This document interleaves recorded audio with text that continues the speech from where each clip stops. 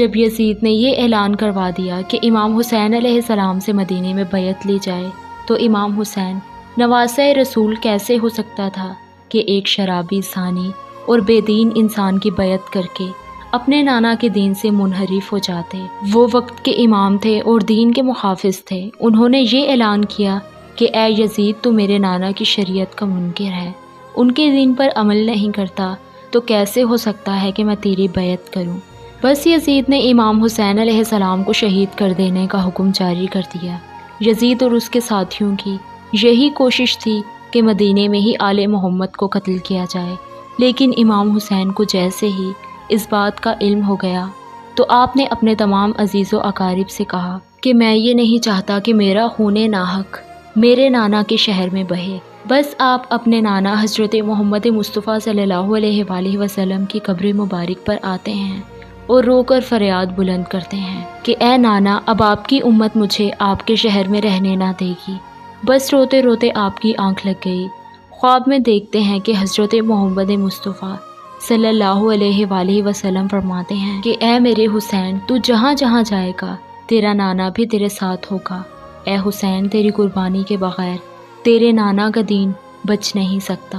بس امام حسین خواب سے بیدار ہوتے ہیں اور اپنے نانا رسول اللہ کے روضے کو سلام کر کے اپنی ماں سے الوداع کہہ کے تمام بچوں کو ساتھیوں کو لے کر مدینے سے روانہ ہوتے ہیں۔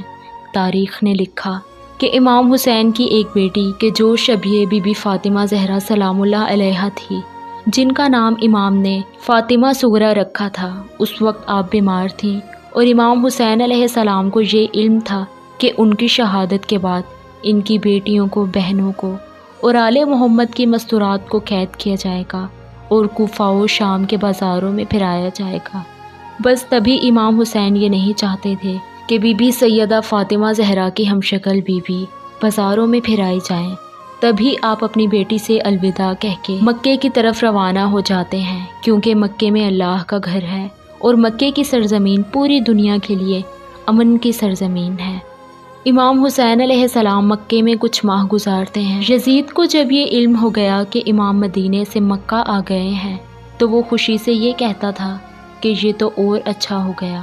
ہم امام حسین کو کعبۃ اللہ کے طواف کے دوران ہی قتل کر دیں گے، اس سے ایک تو کعبہ کی عزت بھی ختم ہو جائے گی، نعوذ باللہ، اور امام حسین بھی شہید ہو جائیں گے۔ اور اتنے میں مولا حسین کے چاہنے والے وہ کہ جو کوفہ میں مقیم تھے، وہ بار بار خط لکھتے رہے کہ اے نواسۂ رسول، اب کوفہ رہنے کے قابل نہیں رہا، یزید کے ساتھی سپاہی ہم پر ظلم کرتے ہیں، آپ جلد کوفہ آ جائیں۔ بس امام حسین نے اپنے سفیر مسلم بن عقیل کو کوفے کی طرف روانہ کیا اور یہ فرمایا کہ اے مسلم، جاؤ اور کوفے والوں کے حالات معلوم کرو، اس کے بعد مجھے خط لکھنا، پھر ہم جلد واپس آ جائیں گے۔ بس مسلم بن عقیل کوفے پہنچتے ہیں اور دیکھتے ہیں کہ ہزاروں کی تعداد میں مولا امام حسین کے چاہنے والے امام حسین کے منتظر ہیں۔ آپ نے جب لوگوں کی محبت دیکھی تو ایک خط امام حسین کی طرف روانہ کر دیا اور اس خط میں یہ تحریر کیا کہ اے نواسۂ رسول، جلد آپ کوفے آ جائیں تاکہ یہ سارے لوگ کہ جو یزید کے ظلم کی وجہ سے پریشان ہیں آپ کی بیعت کر سکیں۔ بس جیسے ہی وہ خط امام کو ملتا ہے تو امام کو پہلے سے ہی معلوم تھا کہ آپ شہید ہو جائیں گے۔ آپ نے یہ چاہا کہ آپ کے خون سے اللہ کے گھر کی زمین رنگین نہ ہو اور وہ کہ جو ماننے والے بار بار امام سے مدد طلب کر رہے ہیں ان کی بھی حاجت پوری ہو جائے۔ آپ اپنے بچوں کو اور تمام کنبے اور ساتھیوں کو لے کر مکے سے ہجرت کر کے کوفے کی طرف روانہ ہو جاتے ہیں، اور وہاں اس بات کا علم جب یزید کو ہوتا ہے کہ کوفے والوں نے مسلم بن عقیل کی بیعت کر لی